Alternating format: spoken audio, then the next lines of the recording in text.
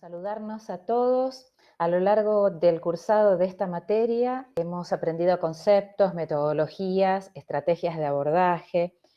No ha sido como en otros años, ya que lo hemos hecho en el marco de una situación y contexto pandémicos, que además de darnos una habitualidad nueva, tanto en lo singular como en lo particular, también nos han permitido analizar e interpretar lo que ocurre diariamente, munidos del bagaje de conocimiento que fuimos adquiriendo a lo largo del cursado.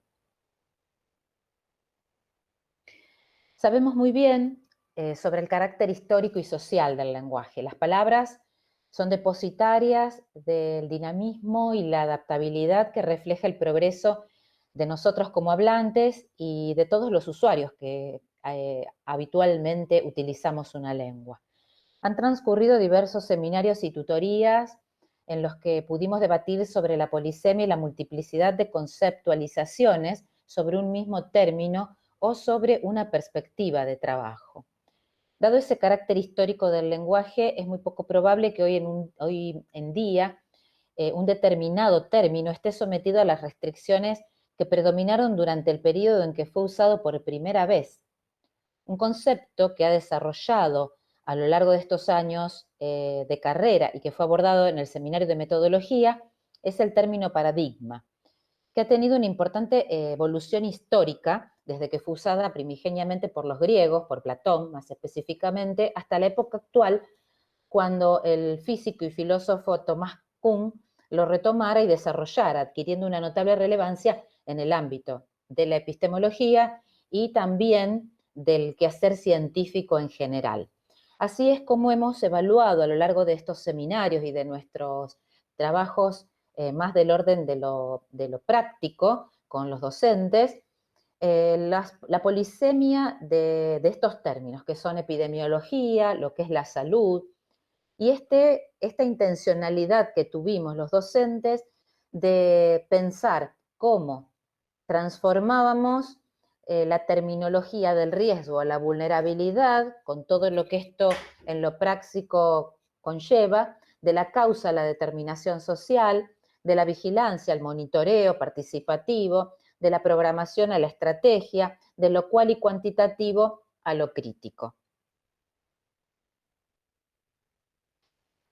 Bueno, en la versión, pensando nuevamente en esto del paradigma, en la versión platónica, un paradigma constituye no un simple modelo a modo de copia, patrón o muestra de algo que es real, sino mucho más que eso. Un paradigma es un modelo ejemplar, es decir, perfecto, de tal modo que se ha de considerar digno de ser seguido e imitado. En 1962, Kuhn publicó The Structure of Scientific Revolutions, la estructura de las revoluciones científicas, obra en la que él expone la evolución de las ciencias naturales básicas de un modo que se diferenciaba de manera sustancial de la visión más generalizada hasta ese momento. Según Kuhn, la ciencia no progresa siguiendo un proceso uniforme por la aplicación de un hipotético método científico. Se verifican, en cambio, dos fases diferentes de desarrollo científico. En un primer momento hay un amplio consenso en toda la comunidad científica sobre cómo explotar los avances conseguidos en el pasado ante los problemas que existen, creándose soluciones universales que él llamó paradigma. Así nos encontramos con el concepto de modelo de revolución científica, donde el obstáculo epistemológico, el obstáculo que se produce para poder resolver una problemática, y también las teorías críticas. Me parece crucial en este punto que podamos retomar los conceptos de Foucault al respecto, más que nada de la episteme. Foucault reintroduce el concepto de episteme en su célebre libro Las palabras y las cosas, que fuera escrito en 1966. Fue Foucault quien le da la connotación posmoderna y aún más vigente a la palabra episteme. En tal concepto, la episteme aparece como el marco de saber acorde a determinada verdad impuesta desde un poder en cada época. De este modo, sugiere que es muy difícil que la gente pueda entender o concebir las cosas y las palabras fuera del marco de esa episteme epocal, o sea, de la época en que tal gente existe. El argumento fundamental de la interrogación de Foucault son los códigos fundamentales que están en la base de una cultura, que influencian de alguna manera nuestros modos de pensar y nuestra experiencia en su totalidad.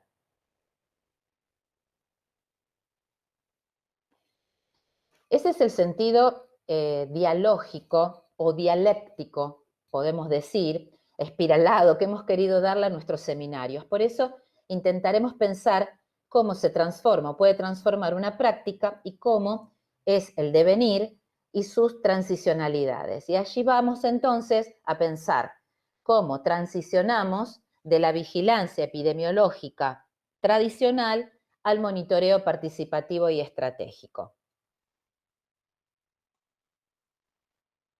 Recordamos que la vigilancia lo vimos en el primer seminario y bueno, lo retomamos a lo largo del resto de las actividades, que la vigilancia epidemiológica es uno de los grandes campos de acción de la epidemiología. Me atrevo a decir que es el más conocido o famoso debido a lo que en general aborda, que son las enfermedades, los problemas de salud, los eventos, sobre todo pensando en situaciones como en la que en este momento estamos, que son situaciones epidémicas o pandémicas. La necesidad de transformar el monitoreo de la salud de un instrumento que le es funcional al sistema dominante o hegemónico de poder en una herramienta que tenga posibilidades de poder colectivo y de alguna manera de negociación del desarrollo de la salud y el bienestar, implica la urgente transformación de esta vigilancia epidemiológica o vieja vigilancia epidemiológica o tradicional vigilancia epidemiológica, tal como se conoce e implementa en todo el mundo, de alguna manera en un monitoreo que permita mayor participación y sea más estratégico. Debe superarse el sistema convencional de información en salud que observa fundamentalmente los factores de enfermedad y sus efectos mórbidos aislados, invisibilizando los procesos de determinación social integrales que estuvimos también viendo en algún seminario, en el seminario fundamentalmente de la causalidad a la determinación social. Pero vamos a pensar cuál es la definición tradicional de lo que es la vigilancia epidemiológica.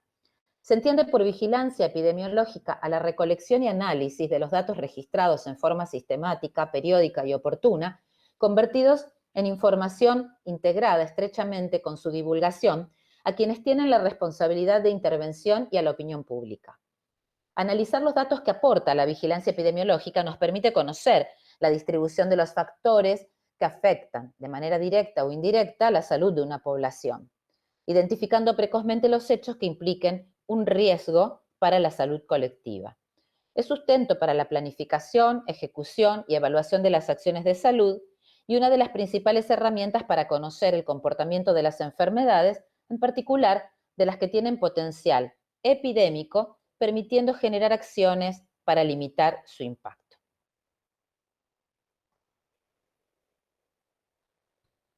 El 29 de septiembre de 1960 se sancionó la ley número 15.465 que regula las enfermedades de notificación obligatoria, el régimen legal de las enfermedades de notificación obligatoria, la cual determina que es obligatoria, por supuesto, en todo el territorio de la nación argentina, la notificación de los casos de enfermedades incluidas en esta ley.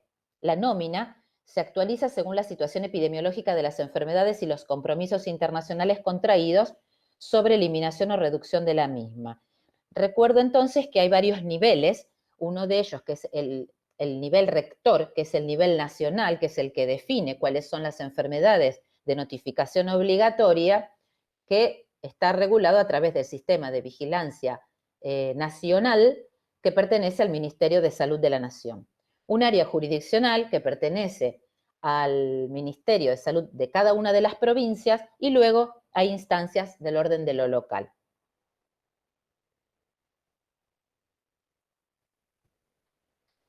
Bueno, no es para que vean, todas estas son las ENOS, las enfermedades de notificación obligatoria.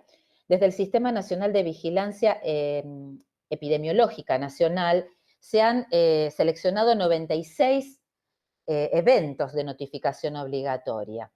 A los 95 que había este año se agregó el de COVID-19, que allí lo ven con letra mayor, porque es lo que nos está en este momento copando la la acción de las enfermedades de notificación obligatoria. De todas maneras, todas las otras se siguen vigilando, por supuesto. Se agrupan en base a su principal mecanismo de transmisión o vinculadas a las acciones de prevención y control que se van llevando a cabo. Así quedan conformados 16 grupos separados en 3 categorías, como lo ven aquí en la imagen: los eventos transmisibles con 9 grupos, allí tenemos a COVID-19, los eventos no transmisibles con 3 grupos y los otros eventos con 4 grupos.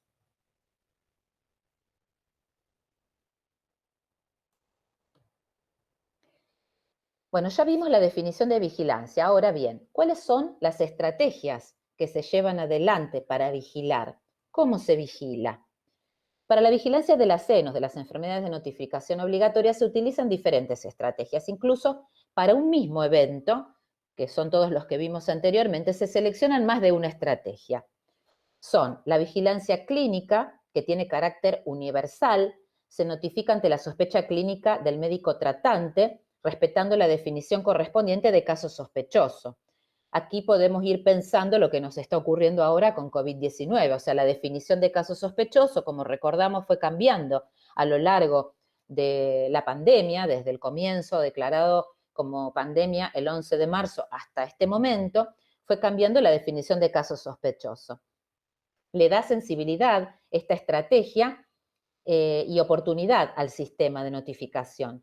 Luego se rectifica o ratifica ante la confirmación, ya sea por laboratorio o por nexo epidemiológico. Volvemos a retomar y tratemos de pensar en COVID-19 para ir entendiendo mejor de lo que estamos hablando. Dentro de esta estrategia se encuentra también la vigilancia, por síndromes, o sea, la vigilancia sindrómica, que agrupa una serie de enfermedades con manifestaciones clínicas dentro del periodo prodrómico de similares características. Por ejemplo, podemos enumerar la vigilancia del síndrome febril inespecífico, dentro de lo cual están dengue, chikungunya, zika, leptospirosis, hantavirus, fiebre hemorrágica argentina y otros eventos.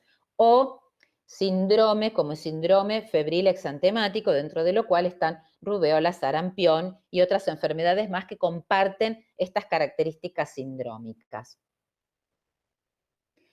Luego tenemos la vigilancia de laboratorio. La vigilancia de laboratorio es una vigilancia complementaria a la vigilancia clínica. Le provee especificidad aportando los diagnósticos, por supuesto, de los agentes etiológicos, reservorios y o vectores. Tiene como objetivo principal contribuir al conocimiento de eventos de salud en lo referente a las características del agente causal, determinando la frecuencia de los distintos microorganismos, la tendencia de su distribución geográfica y variaciones temporales, e identificar nos permite los patrones de comportamiento de los distintos agentes.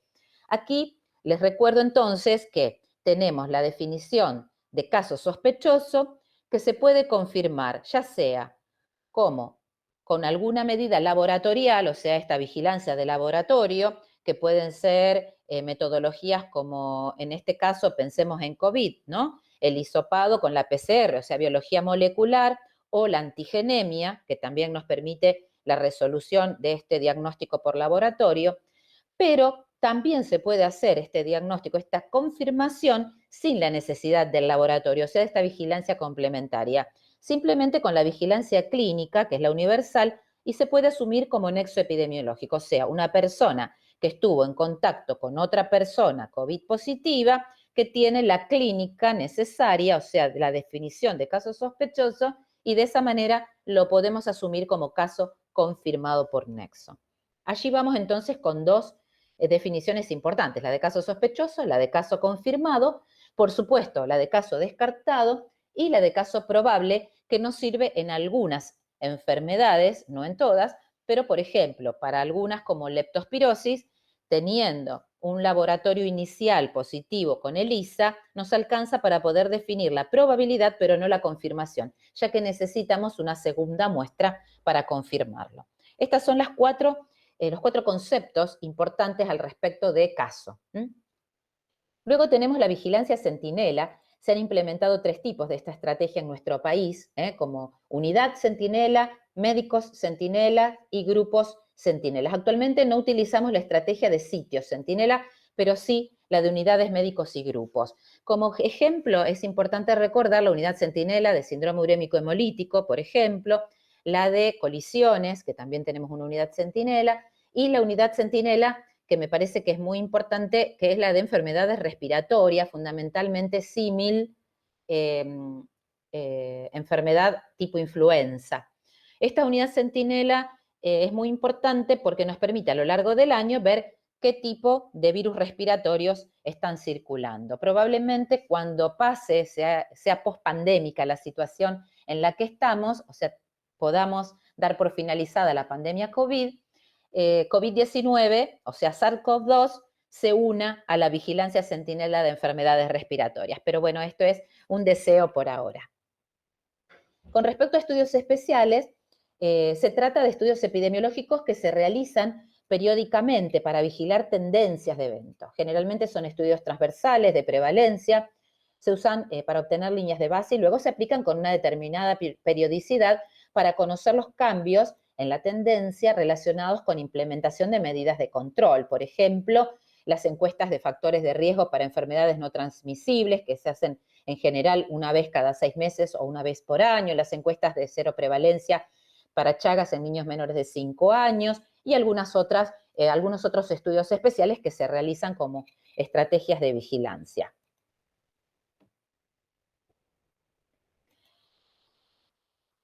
Tenemos que pensar también en cuáles son las modalidades de notificación. Decíamos, bueno, estas son las formas en las cuales vigilamos. Ahora, ¿cómo se notifica? Esto que decíamos, notifica el médico o quien evalúa al paciente. La modalidad de notificación puede ser numérica o puede ser individual, también llamada nominal, o sea, de caso. La numérica corresponde a eventos en los que la cantidad de casos registrados se notifican según grupos de edad y lugar de ocurrencia. Allí, dentro de la numérica, tenemos, por ejemplo, las diarreas. Las diarreas se notifican en grupos, o sea, es numérica. Con respecto a lo individual, corresponde a eventos en los que el caso se notifica de manera singular y se subdivide en las individuales, sin fichas de notificación o de investigación, que solo se notifica la identificación de la persona, sexo, edad, lugar de residencia, fecha de consulta. La individual con ficha de investigación, después vamos a ver si puedo mostrarlo, las fichas de notificación de algunas enfermedades, se complementa con una ficha con ciertas variables universales y específicas diseñadas para cada evento en cuestión. Esto que decíamos, hay una ficha específica para COVID-19, hay una ficha específica para las enfermedades sindrómicas, como por ejemplo febriles inespecíficas. Y también hay una diseñada específica para síndromes como exantemáticas febriles, y para cada una de ellas hay una ficha. Y la negativa, que corresponde a eventos bajo programas de eliminación. Esas son las maneras, las modalidades de notificación. En este momento, por ejemplo, para COVID-19, como para ejemplificar en la situación pandémica, individual es todo lo que es nominal. Los casos que se notifican diariamente en los reportes vespertinos y matutinos son por notificación individual nominal. Pero también, a partir de esta semana, la Nación va a empezar a notificar la numérica, o sea, cantidad de casos totales en los cuales se realizó antigenemia, cantidad de casos totales en los cuales se realizó PCR, cantidad de casos en los cuales se realizó serología con anticuerpos.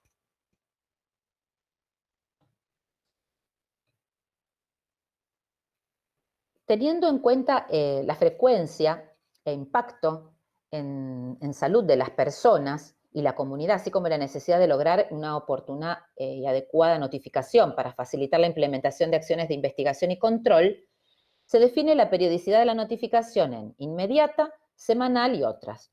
La inmediata corresponde a aquellos eventos, como bien dice aquí, que requieren una intervención inmediata, por lo que la notificación se realiza ante la sospecha clínica. COVID, por ejemplo, dengue, si sospechamos sarampión, por supuesto, rubeola, hantavirus. Se realiza dentro de las 24 horas de ocurrido el caso utilizando como vía de comunicación del caso la vía telefónica, el correo electrónico, la carga online en el software específico que se haya definido para el Sistema Nacional de Vigilancia, que en este momento es SISA. El Sistema Nacional de Vigilancia se llama SISA. Y La semanal, que corresponde a aquellos eventos generalmente endémicos y que no requieren de una intervención inmediata, excepto que se trate de un brote. La notificación se realiza ante el caso sospechoso y posteriormente se ratifica o rectifica con la confirmación según corresponda. Se utiliza como vía de comunicación también la carga online en el software específico, que en este caso también es CISA. En algunas localidades hay software para algunas patologías que son regionales, pero hay interoperabilidad o se intenta que haya interoperabilidad, o sea que al cargar en un software esto inmediatamente impacte en el sistema nacional. Y también, bueno, se puede hacer de manera vía correo electrónico. Y las otras se tratan de eventos que requieren de estudios especiales, como por ejemplo estudios de prevalencia, que era lo que hablábamos anteriormente, o de frecuencia en poblaciones específicas, como lo que ocurre en bancos de sangre, embarazadas, en niños menores de 5 años y algunas otras, que se notifican en general de manera trimestral, semestral o cuando se solicitan y ejecutan. Se utiliza también la carga en el software específico del Sistema Nacional y alternativamente, si es necesario, por correo electrónico. En este caso, en general, en las otras, como son síndrome urémico hemolítico, en muchas de ellas hay un software específico, pero se está intentando migrar o interoperativizar con el Sistema Nacional, que es el SISA.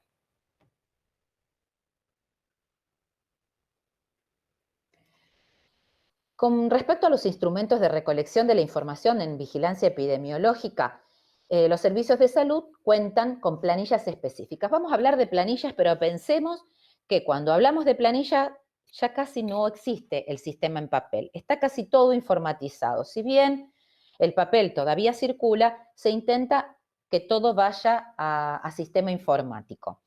La planilla o vieja planilla que le llamábamos C2 contiene las variables de interés para la recolección de los datos de la vigilancia clínica. Esto ya está prácticamente informatizado en todo el país. De todas maneras, en las localidades más pequeñas todavía se lleva adelante la utilización de la planilla diaria de consulta C1 en papel, y en algunos servicios de guardia o de emergencia también se llevan planillas con ingresos y egresos de internados. Todavía hay papel, pero en general se intenta que esté todo informatizado. La planilla L2, que es la de laboratorio, contiene las variables de interés para la recolección de datos para el laboratorio. Se utiliza como fuente la planilla de registro que cada laboratorio tiene. Nosotros en la ciudad de Rosario tenemos también informatizado, se intenta también que sea interoperabilizable con el Sistema Nacional de Vigilancia. En general hay todavía algunas cosas en papel, pero también casi todo está informatizado. Después hay fichas específicas de investigación de casos diseñadas para cada evento, que es lo que comentábamos, ahora vamos a ver algunas, o también algunas para investigación de conjuntos de eventos, como decíamos, de vigilancia sindrómica.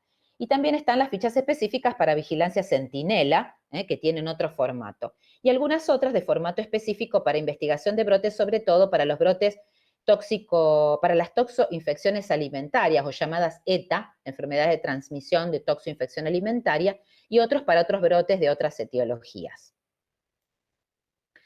Bueno, estos son todas las notificaciones individuales inmediatas ante caso sospechoso. Todo esto está, ahora ahora voy a compartir el lugar en donde lo pueden buscar más específicamente. Aquí tienen las individuales semanales ante casos sospechosos, vectoriales, inmunoprevenibles, de transmisión sexual, zoonóticas, otras. Las semanales por grupos de edad, vectoriales, inmunoprevenibles, gastroentéricas, respiratorias, de transmisión sexual y lesiones por causas externas. Aquí tienen los 96 eventos de transmisión. Y aquí vamos a un término que me parece, algunos conceptos que no quiero dejar de mencionar, aunque obviamente los han visto a lo largo del cursado. Endemia, por último voy a hablar sobre epidemia. Primero vamos a hablar sobre endemia y las tres variables más importantes, esta triada que decimos no debe faltar en ninguna definición epidemiológica, que son tiempo, persona y lugar. Endemia es la aparición constante de una enfermedad, trastorno o agente infeccioso nocivo en un área geográfica o grupos de población. También puede referirse a una prevalencia alta crónica de una enfermedad en dicha área o grupo. tenemos que notar dos elementos claves que definen a una endemia. Su permanencia a lo largo del tiempo, de esta variable del tiempo, afecta a una región o grupo de población claramente definidos, y ejemplos de endemias son, por ejemplo, la malaria en algunas regiones de África, el mal de Chagas en algunos países latinoamericanos, fiebre hemorrágica argentina, por ejemplo, en nuestra zona. Con respecto a pandemia, una pandemia es una epidemia, o sea, el aumento en el número de casos determinados en un tiempo, en un lugar determinado, que ocurre en un área muy amplia, que cruza las fronteras internacionales y que generalmente afecta a un gran número de personas. Se puede definir una pandemia en 6 periodos, de acuerdo a cómo vaya avanzando esta pandemia. Y la pandemia, podemos decir, como recién refería, es una epidemia en su máxima expresión. Un ejemplo fue o es VIH-Sida, pues después podemos pensar si es pandemia, si es endemia, si es epidémico, que alcanzó su máximo pico en la década de los 90 del siglo pasado, pero que todavía está vigente, por supuesto. Otra pandemia es, la recordamos, la de H1N1, la mal llamada en su comienzo la gripe porcina, también algunas gripes a lo largo del siglo pasado, y por supuesto en este momento la de SARS-CoV-2, llamada la enfermedad COVID-19, que también es una pandemia. Con respecto a epidemia, la definimos, como dije en un comienzo, como la ocurrencia en una comunidad o región de casos de una enfermedad o comportamientos específicos relacionados con la salud. También podemos pensar en esto, no enfermedades, sino comportamientos o problemáticas específicas. U otros eventos relacionados con la salud claramente superiores a lo que normalmente se puede esperar. O sea, un aumento en el número de casos esperados en un lugar determinado y en un tiempo determinado. El hecho de que la definición de una enfermedad como epidemia depende de lo que puede considerarse normal para ese lugar, para ese momento y para ese grupo de personas, hace que el número de casos que puedan considerarse como epidemia sea variable. Hay que tener en cuenta, además, que en la actualidad muchos medios e instituciones utilizan el término brote como sinónimo de epidemia para evitar crear alarmas innecesarias en la población. Se puede utilizar epidemia y brote como sinónimo, pero técnicamente un brote es una epidemia localizada, por ejemplo, en un pueblo, en una escuela, en un comedor comunitario.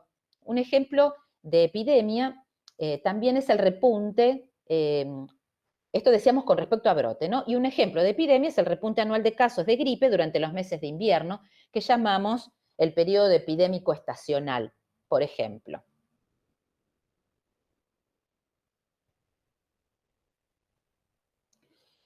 Aquí están las definiciones, para recordarlas, de endemia, de pandemia, y me gustaría pensar en algunos instrumentos o compartir con ustedes algunos instrumentos, porque cuando decimos, bueno, pero ¿qué es lo normal? Si vamos a decir que una epidemia es el aumento del número de casos en un lugar determinado, en un tiempo determinado, ¿qué es eso? ¿Qué es lo normal o lo esperable? Bueno, nos valemos de ciertos elementos. Después vamos a hablar del que predominantemente nos valemos, pero me gustaría pensar en este, que es la curva epidémica, que la podemos utilizar tanto en una endemia como en una epidemia como en una pandemia. La curva epidémica es una curva, es una representación gráfica del número de casos de una patología dada en un periodo epidémico dispuesto según etapas de tiempo. Por ejemplo, semanas epidemiológicas. Ahora lo vamos a ver gráficamente. Las curvas epidémicas son útiles porque nos proveen información acerca del patrón de propagación de la epidemia, de casos aislados, de la tendencia en el tiempo y del periodo de exposición y o incubación de una enfermedad. Ahora lo vamos a ver más específicamente. El patrón de propagación de la epidemia, aquí tenemos ejemplos de curvas epidémicas y de 4 curvas epidémicas más específicamente, de una curva epidémica de origen común con exposición intermitente, de una curva epidémica de origen común con exposición continua, fíjense que es más amesetada, de una curva epidémica de origen puntual y de una curva epidémica propagada. Cada una de estas nos hace pensar en diferentes eventos o enfermedades o problemas de salud.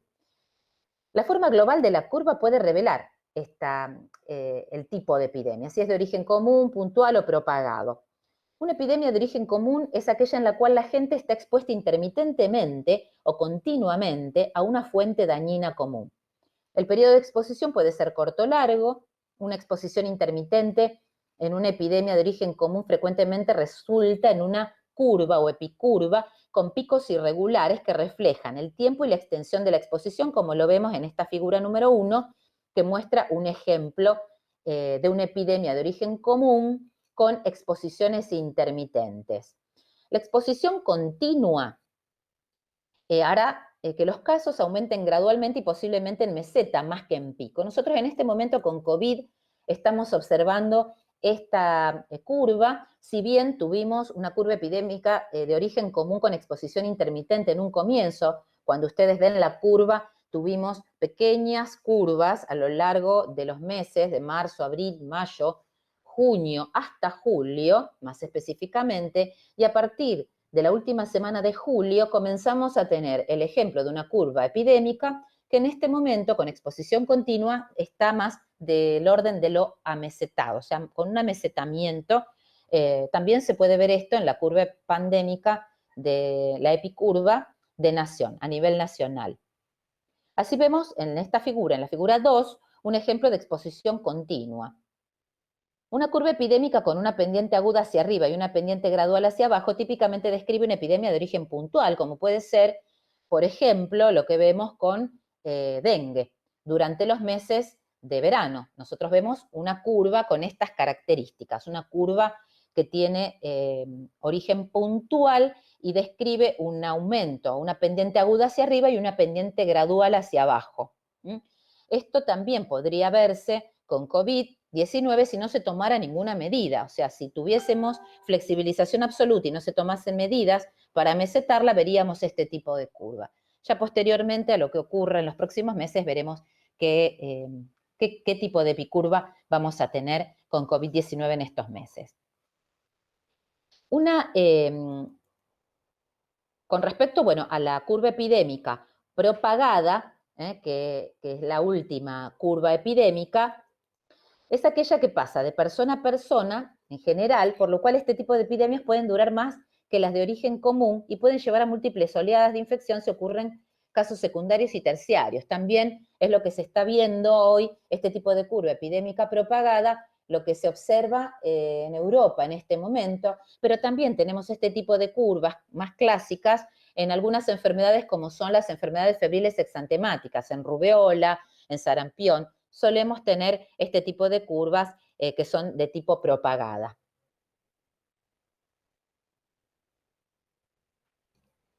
Aquí tenemos ejemplos, las otras eran ejemplos típicos. Aquí tenemos ejemplos reales de curvas epidémicas. Aquí tenemos la curva epidémica para brucelosis agudas, por ejemplo, en el año 2018, en la ciudad de Rosario. Estas son curvas de la ciudad de Rosario.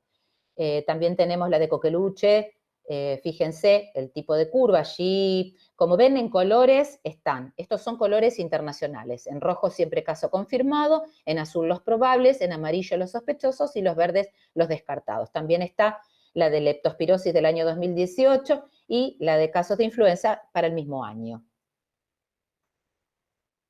Todas estas curvas, ahora voy a mostrar, las pueden encontrar en la página del Rosario Gobar /epidemiología que vimos el ingreso en el primer seminario. Aquí tienen las curvas epidémicas de otras patologías. Fíjense el dengue, que es lo que les comentaba, una curva muy abrupta. En realidad aquí tuvimos dos curvas, porque en esta curva es muy interesante porque tuvimos una situación puntual con el tema de la seguridad, de falta de seguridad, que generó que tuviéramos que dejar de realizar las medidas en ese año en los barrios de Tablada, fundamentalmente, que era donde se estaba desarrollando el brote, y bueno, se generó una pequeña curva posterior, un aumento a una segunda curva con respecto a dengue. Aquí tienen otros ejemplos de curva también. La última es la de COVID-19. Fíjense que es lo que les comentaba, tuvimos curvas pequeñas en un comienzo, pero posteriormente aquí tenemos una curva que esperemos que, bueno, se vaya mesetando, pero nos falta todavía para poder definir si es una curva abrupta o no. O sea, si vamos hacia el pico o si vamos hacia una meseta.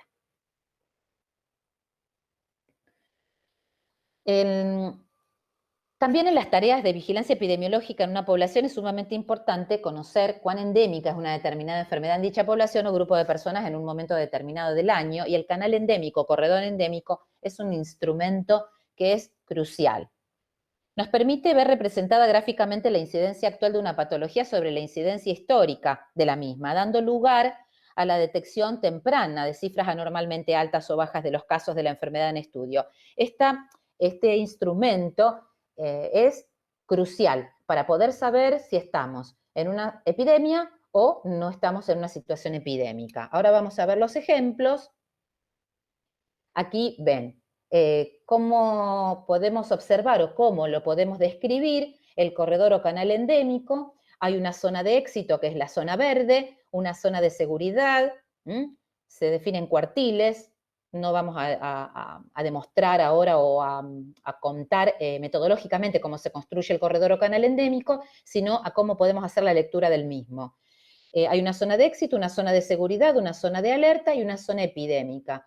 La zona de seguridad en general es en color amarillo, la de alerta en naranja y la zona epidémica en color rojo. Aquí vemos el corredor endémico acumulado para fiebre hemorrágica argentina de este año. Como ven, estamos por fuera de lo esperado, o sea, estamos en una situación epidémica para fiebre hemorrágica argentina en este momento en esta región,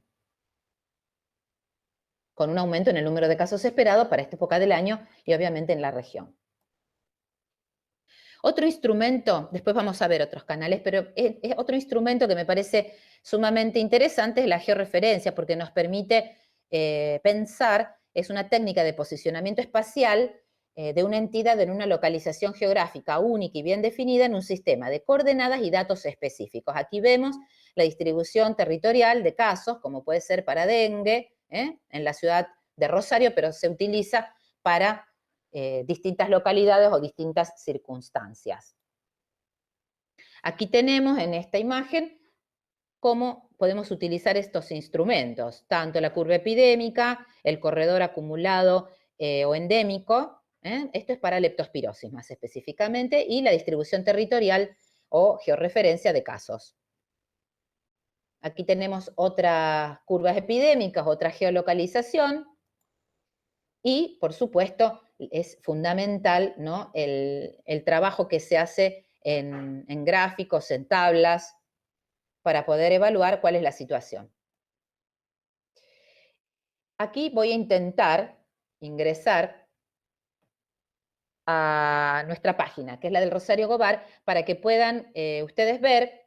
Aquí en la página, si ingresan, es www.rosariogobar/epidemiología, MR puede estar, pero si colocan epidemiología solo también aparece. Es la página oficial en donde pueden ver las fichas y planillas y formularios. Las fichas epidemiológicas, que es esto de lo que hablaba, que son planillas individuales o sindrómicas. Vamos a ver específicamente la de síndrome febril inespecífico, por ejemplo, que nos permite hacer la valoración de leptospirosis, hantavirus, fiebre hemorrágica argentina, rickettsiosis, fiebre amarilla, dengue, fiebre chikungunya, zika, encefalitis de San Luis, fiebre del Nilo Occidental, paludismo y otras flavivirosis. Bueno, voy a intentar abrirla.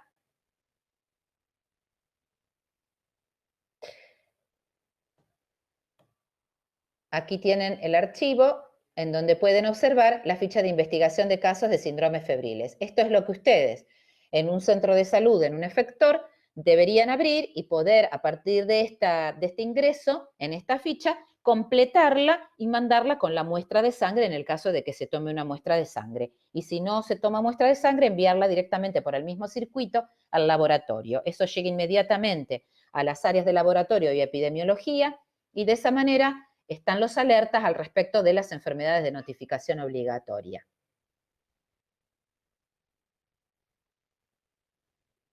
Con respecto a esto también,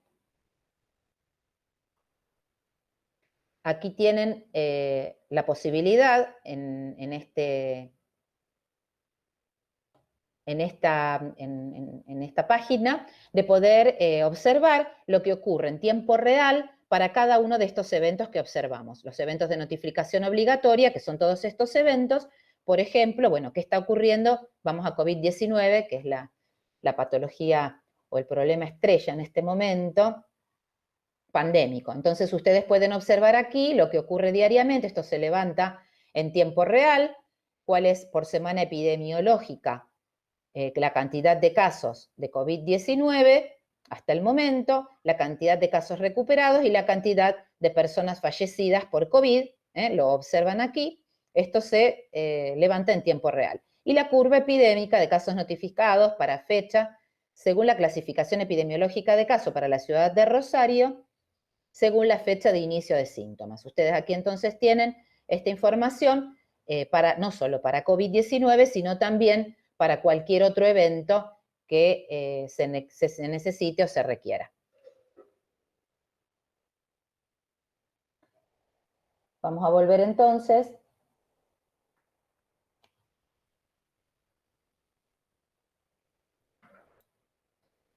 Bueno, con respecto a otros conceptos que me gustaría que pudiéramos pensar juntos, o sea, cosas que necesitamos conceptualizar para poder saber de qué estamos hablando, vamos a hablar sobre caso primario, caso índice, caso secundario y caso coprimario.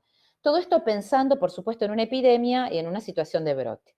Caso primario es el primer caso que se presenta en el curso de una epidemia, de un brote familiar o de un grupo específico, ya sea un asilo, una escuela, un pueblo, y cumple con las condiciones para incriminarlo o definir qué es la fuente de origen de los casos que aparecen posteriormente. Es fundamental el caso primario.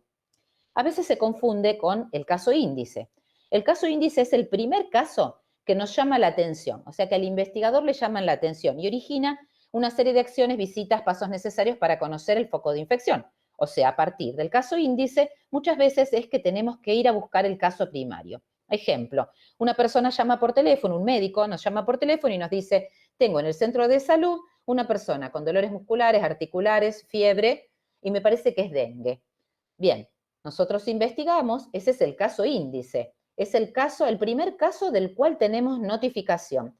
Pero a lo mejor no es el caso primario. El caso primario hay que ir a buscarlo al territorio y ver cuál fue la persona que viajó y que a partir de esa persona se constituyó un brote o algún otro caso en la ciudad de Rosario. A lo mejor ese caso índice es justamente el que viajó, o sea, es el caso importado, pero no siempre y necesariamente es así. Por eso es importante tener muy en claro qué es caso primario y qué es caso índice en una investigación epidemiológica. El caso secundario es el siguiente al primario, que cumple con varias condiciones importantes. Se inicia después del caso primario en un lazo compatible con el periodo de incubación de la enfermedad. Esto es importante porque, por ejemplo, para dengue necesitamos al menos saber que ese caso secundario cumplimentó con al menos 15 o 20 días posteriores al caso primario, o sea, perdón, al caso primario, porque si no, estaríamos pensando en que son dos casos coprimarios. Y esta es la definición del caso coprimario.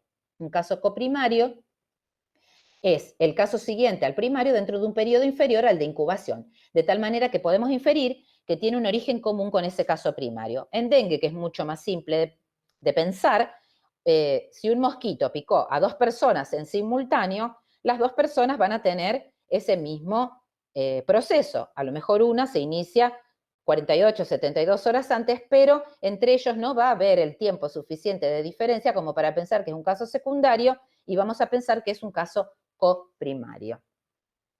Se considera brote, y esto me parece importante también remarcar, a un solo caso de rabia, de poliomielitis, de difteria, de sarampión, de cólera, de peste o de cualquiera de esas enfermedades de las cuales no hay ningún caso en los últimos 5 o 10 años en una ciudad.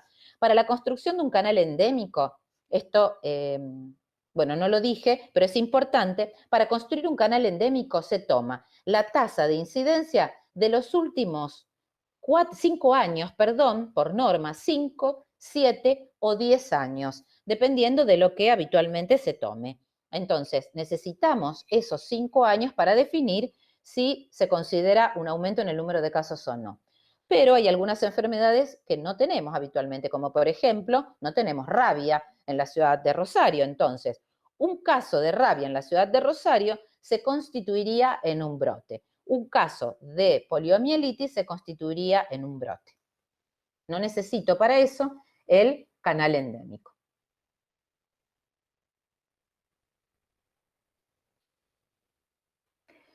Bien, estos son algunas imágenes de qué variables tenemos que tener en cuenta cuando pensamos en un brote, sobre todo pensando en la variable lugar, en la variable persona y en la variable tiempo.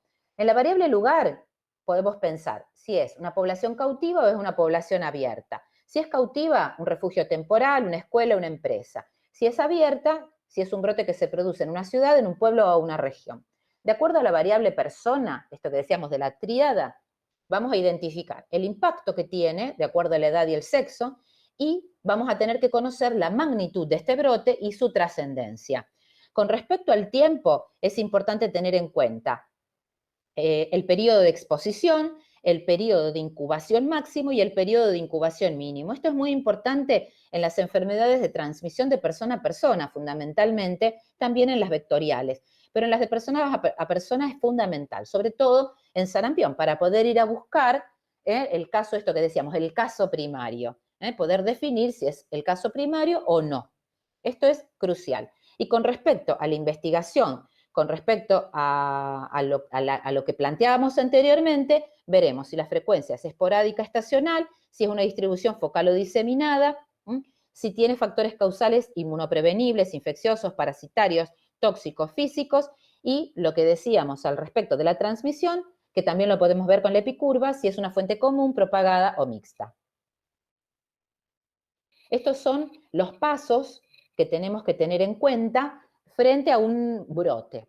Frente a un brote o situación epidémica, preparar el trabajo de campo, establecer la existencia del brote, verificar el diagnóstico, definir e identificar los casos, establecer lo que decíamos, la definición de caso sospechoso, comenzar a identificar y contar esos casos, ya sea de manera nominal o, si se requiere, numérica, fundamentalmente la nominal es la que se utiliza en una situación de brote, por supuesto, realizar la descripción epidemiológica del brote, plantear hipótesis, evaluar esas hipótesis planteadas, reconsiderar y mejorar las hipótesis mediante estudios epidemiológicos adicionales u otros tipos de estudios de laboratorio y ambientales, pensar en las tasas, esto que ustedes ya estuvieron viendo en los seminarios anteriores, una tasa que se utiliza es la tasa de ataque, o sea, poder evaluar frente a cada hipótesis esta tasa de ataque y, por supuesto, las conclusiones y recomendaciones, que es el área más operativa del sistema de vigilancia epidemiológica, que son poder definir las medidas de prevención y de control inmediatas, la difusión de conclusiones y recomendaciones,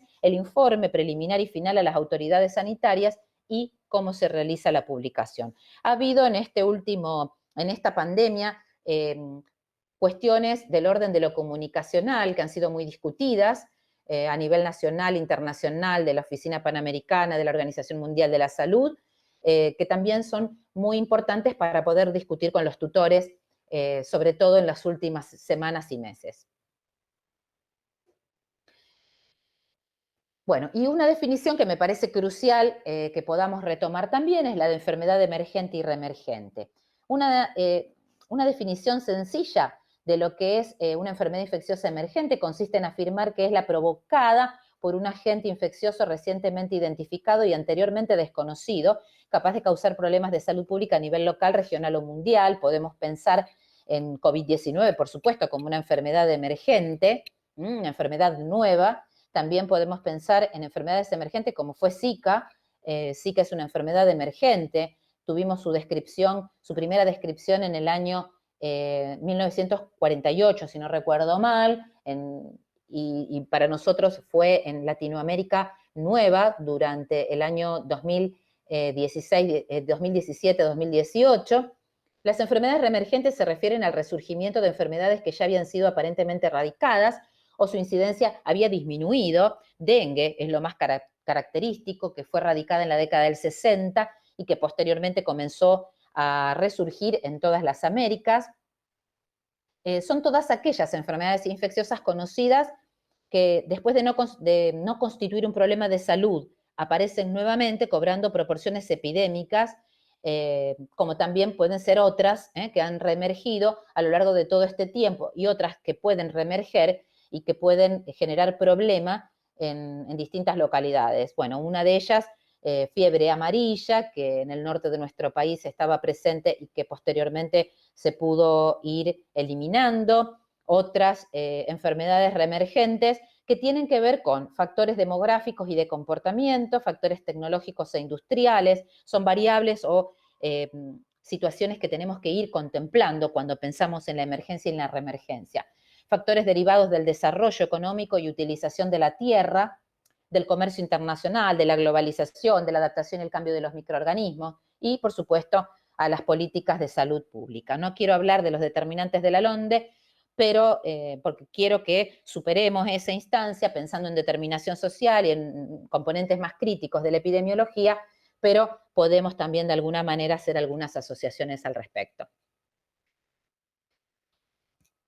De todas maneras, y más allá de esto que estaba enumerando, quiero hacer un pequeño aporte al respecto y recordar que el sistema económico y social imperante, que es el capitalismo, cimentado en la violencia y el despojo de la naturaleza, utiliza a los seres humanos, nos utiliza a los seres humanos y utiliza nuestros modos de vida para alcanzar la expansión a través del extractivismo y la acumulación continua. Cuando digo el capitalismo no lo digo como un ente, sino lo digo como un sistema económico y social imperante, hegemónico, del cual hay muchas personas que obviamente utilizan este sistema para generar más riqueza y más desigualdad.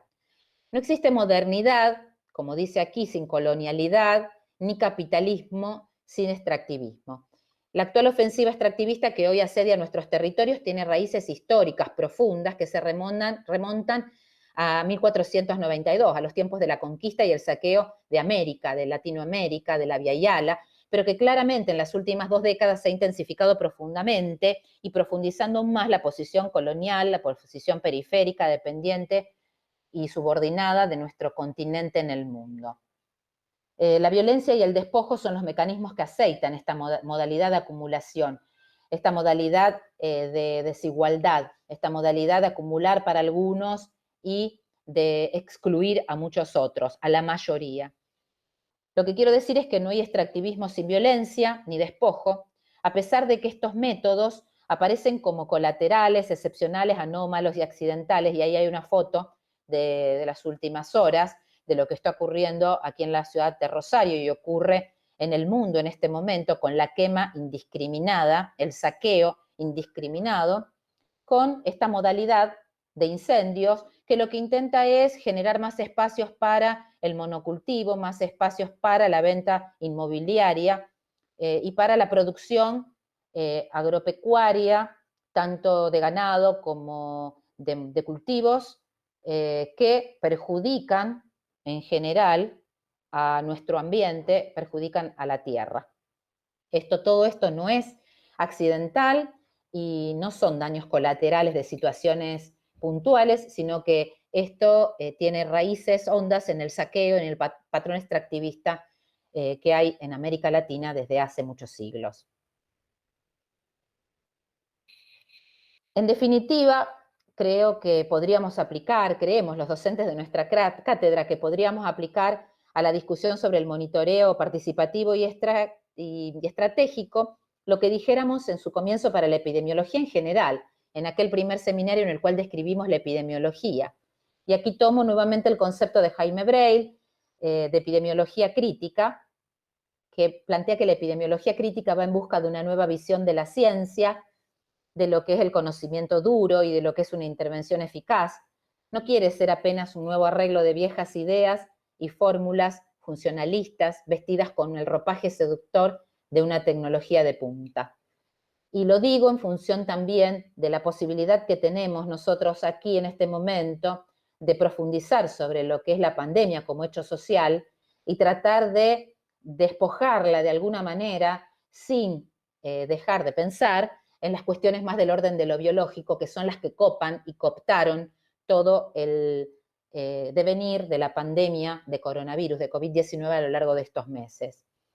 Nuestros esfuerzos representarán de alguna manera el lado humano de la globalización que tendrá que seguir alimentándose de la experiencia, de la tenacidad, de trabajo que hacemos en América, todas las personas que con los pueblos cultivamos esa otra salud posible, esa otra salud colectiva que refleja la victoria de las fuerzas de la vida sobre las fuerzas de la muerte. Y quiero de alguna manera compartir con ustedes lo que demuestra de alguna manera el summas causae. El summas causae es una palabra quechua referida a la cosmovisión ancestral de la vida. Lo digo en este mes tan importante, el mes de octubre es el mes del Alia Marcay Quislia, que es el mes de los muertos, que tiene que ver también con la vida, de acuerdo al concepto ancestral, y a sus principios básicos, que son 5. Sin conocimiento, sabiduría, no hay vida, que es el Tucu Yachay. Todos venimos de la madre tierra, de la Pachamama, la vida es sana, ambi causai, la vida es colectiva, summa camaña, todos tenemos un ideal o sueño, atum muscui. Y quiero pensar que podemos entre todos armar o pensar en un mundo donde quepan todos los mundos, y me voy con un concepto que es para todos, todo. Bueno, les agradezco profundamente que hayan cursado con nosotros a lo largo de este tiempo la materia. Ya nos volveremos a encontrar para realizar las actividades territoriales. Un abrazo muy grande de parte mía y de todo el plantel de nuestra cátedra.